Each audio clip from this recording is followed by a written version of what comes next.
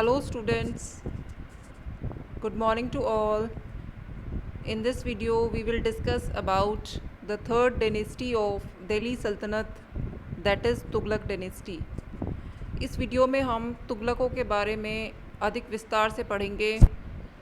इससे हमें उनके राजनीतिक और सैनिक संस्थाओं के डेवलपमेंट के बारे में समझने में सहायता मिलेगी।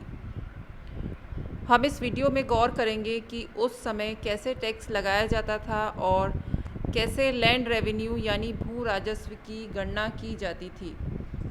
इसके पश्चात हम उस समय की आर्किटेक्चर यानी वास्तुकला का भी अध्ययन करेंगे।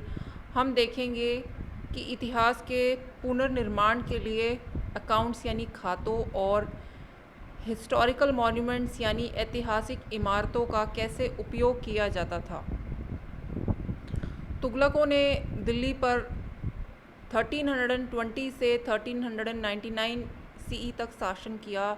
इस वंश की स्थापना जासुद्दीन तुगलक ने की थी। जासुद्दीन तुगलक जिसे आगे फॉलो किया था उनके बेटे मोहम्मद बिन तुगलक ने, जो कि तुगलक राजवंश का सबसे प्रसिद्ध प्रशासक था। मोहम्मद बिन तुगलक जिनका शासनकाल 1325 सीई से 1351 सीई तक रहा। मोहम्मद बिन तुगलक को भारतीय इतिहास में एक कन्फ्यूज्ड जीनियस के रूप में जाना जाता है। वह एक योग्य प्रशासक और सेनापति थे और एक अच्छे विद्वान थे। हालांकि वह एक ऐसा शख्स था जो कि समय से पहले सोचता था। उनकी योजनाएं और इरादे नेक थे एवं वो बहुत ही सोच समझकर लागू किए गए थे, लेकिन जल्दी में जिसके परिणाम स्वरूप उन्हें विफलता हासिल हुई। इसे समझने के लिए बेहतर है कि आइए हम मोहम्मद द्वारा शुरू की गई 3 प्रमुख परियोजनाओं को देखें। पहला है shifting of the capital. 1327 CE में मोहम्मद बिन तुगलक ने अपनी राजधानी को दिल्ली से देवगिरी या दौलताबाद में स्थानांतरित यानी शिफ्ट करने का फैसला लिया। यह दिल्ली से 1400 किलोमीटर की दूरी पर स्थित है। कागज़ पर यह एक सेंसिबल आइडिया यानी संवेदात्मक विचार था, क्योंकि दौलताबाद उसके विशाल साम्राज्य के मध्य यानी सेंटर में स्थित था, जबकि दिल्ली एक कोने में पड़ता था। परंतु 2 कारणों से यह परियोजना सफल नहीं हो पाई। पहला था, उसने अपने दिल्ली राज्य की जनता को दिल्ली से दौलताबाद शिफ्ट करने का आदेश दिया। इससे आम जनता को जटिल कठिनाइयों का सामना करना पड़ा। दूसरा, इसने मंगोलों के आक्रमण से बचने के लिए अपने साम्राज्य को उत्तरी पश्चिमी सीमाओं को छोड़ दिया। अपनी गलती का एहसास करते हुए मोहम्मद बिन तुगलक ने राजधानी को वापस दिल्ली में स्थानांतरित कर दिया, जिससे एक बार फिर लोगों को दौलताबाद से वापस दिल्ली आने में काफ़ी कठिनाइयों का सामना करना पड़ा। मोहम्मद बिन तुगलक की दूसरी योजना थी land taxation in दाऊब। Mohammad bin Tughlaq को अपनी विभिन्न योजनाओं को पूरा करने के लिए धन की आवश्यकता थी, ताकि ज़्यादा से ज़्यादा पैसा जुटाया जा सके। इसके लिए उसने उपजाऊ गंगा यमुना दाऊब क्षेत्र में लैंड टैक्स को इंक्रीज़ कर दिया। परंतु उस समय यह योजना सही साबित नहीं हुई। वह समय इसके लिए सही नहीं था क्योंकि उस समय दाऊब क्षेत्र में अकाल यानी सूखा पड़ा हुआ था। राज्य के अधिकारियों ने लोगों से टैक्स इकट्ठा करने के लिए दमनकारी उपाय अपनाए। वे किसानों को उत्पीड़ित करने लगे और तरह तरह की यातनाएं देने लगे। इससे किसानों की दशा दयनीय हो गई। वह अपनी इस दुखपूर्ण दयनीय स्थिति का बखान भी नहीं कर सकते थे एवं उन्हें सार्वजनिक स्थानों पर भी दंगों का सामना करना पड़ा। इस स्थिति के चलते सुल्तान को अपने कर लागू करने वाले आदेश वापस लेने पड़े।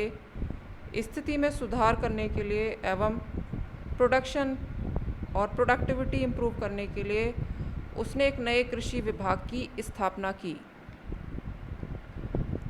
उसकी तीसरी योजना थी issue of token currency. 1330 CE में सुल्तान ने टोकन कॉइनेज यानी पीतल या तांबे के सिक्के जारी करवाए जिन पर मोहर लगाई जाती थी, जो कि चांदी के बराबर के मूल्य के होते थे। वे राज्य में सर्कुलेट यानी संचालित किए गए। इस एक्सपेरिमेंट ने एक आपदा का रूप ले लिया, क्योंकि इस टोकन कॉइनेज का कोई उचित नियंत्रण या कोई जांच नहीं थी। इससे राज्य में धोखे की स्थिति पैदा हो गई। लोगों ने अपने घरों में सिक्कों का खनन शुरू कर दिया। सैकड़ों हजारों नकली सिक्के प्रचलन में आए, जो कि व्यापार और वाणिज्य में गड़बड़ी का कारण बने। फाइनली मोहम्मद को अपनी टोकन करेंसी वापस लेनी पड़ी और सारे पुराने टोकन कॉइन्स सिल्वर कॉइन्स में बदल दिए गए। अब हम पढ़ेंगे मोहम्मद बिन तुगलक के उत्तर पश्चिम के अभियान के बारे में। In 1337 and 38 CE, Muhammad bin Tughlaq began his expedition to China and Kurachil in the Kumaon Garhwal region of the Himalayas.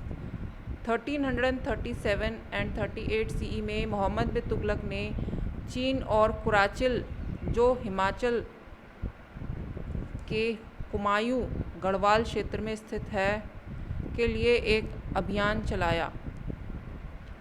वहाँ भी मोहम्मद बिन तुगलक की सेना को प्राकृतिक आपदा का सामना करना पड़ा।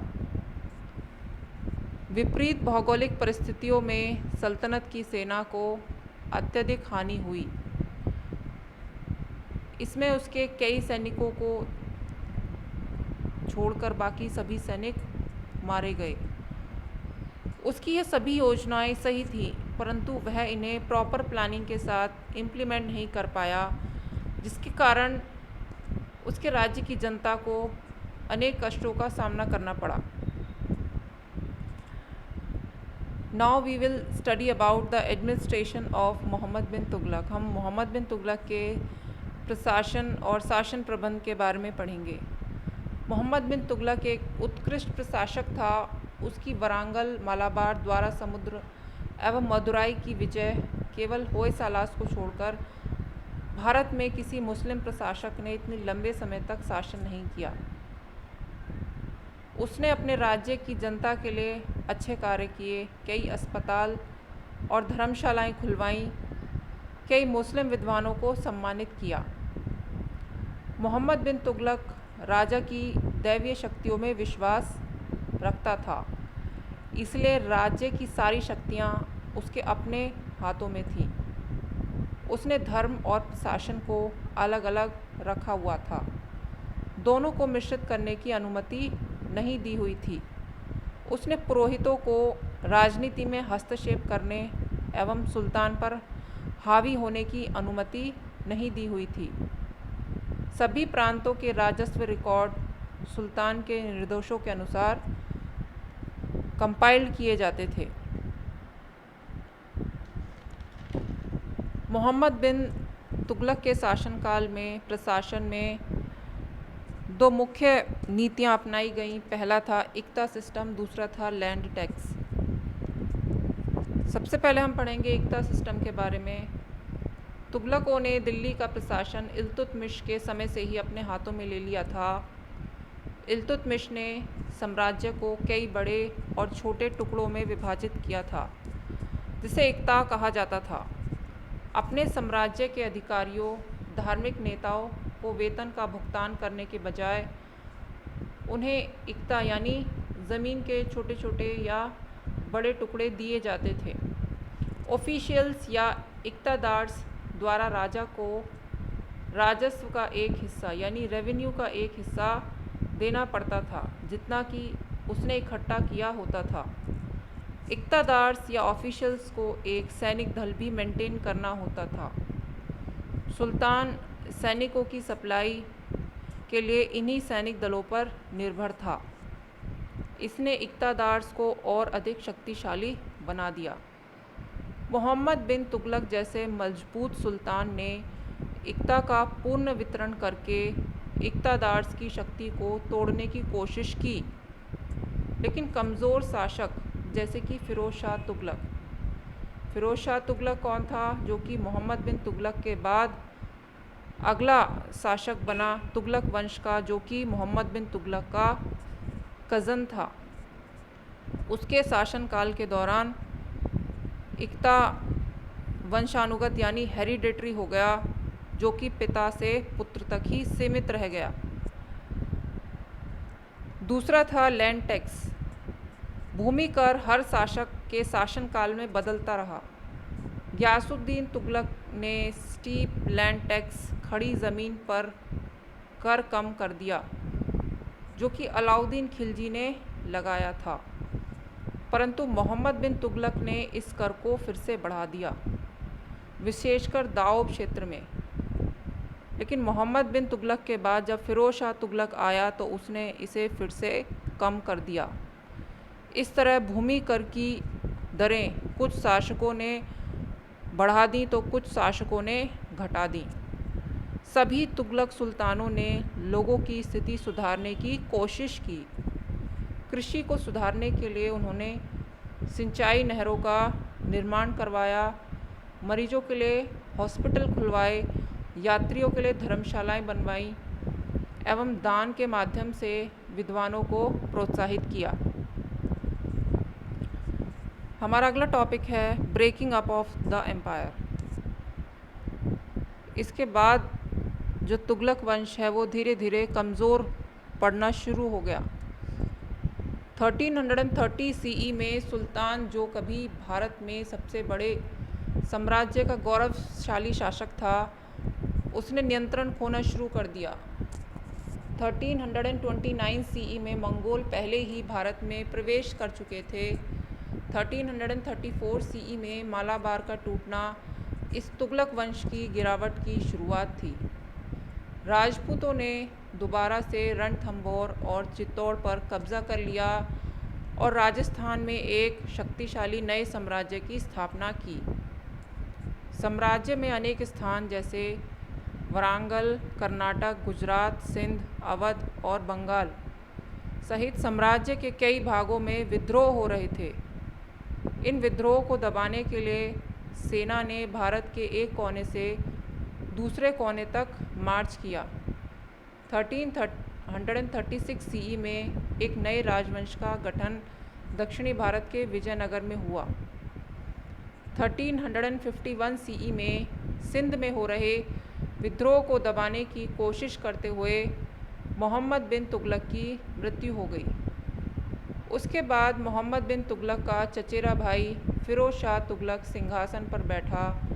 फ़िरोज़ शाह तुगलक में मोहम्मद बिन तुगलक की भांति क्षमताएं नहीं थी।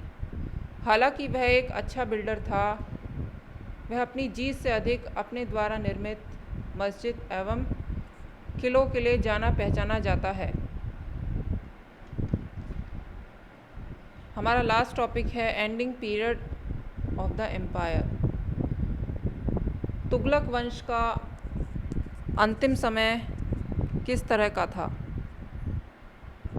तो तुगलक वंश के अंतिम समय में सबसे पहले हम नोबल्स के बारे में पढ़ेंगे, उसके बाद हम पढ़ेंगे तैमूर द्वारा किए गए आक्रमण के बारे में। तो तुगलक सुल्तानों की एक कुशल प्रणाली थी उनका जासूसी विभाग, जिसकी मदद से वे किसी भी प्रकार के विद्रोह को दबाने में सक्षम थे। नोबल्स बच्चों, नोबल्स कहा जाता है राज्य के उच्च अधिकारियों को, जिनमें तुर्की और अफ़गानी शामिल थे, जो कि बहुत ही शक्तिशाली थे।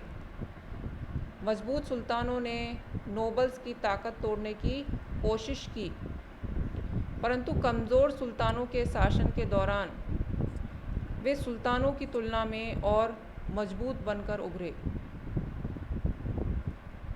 अब हम पढ़ेंगे तैमूर के आक्रमण के बारे में। सन 1398 सीई में तुगलक वंश के अंतिम शासक मोहम्मद तुगलक के शासनकाल के दौरान दिल्ली पर तैमूर ने हमला कर दिया।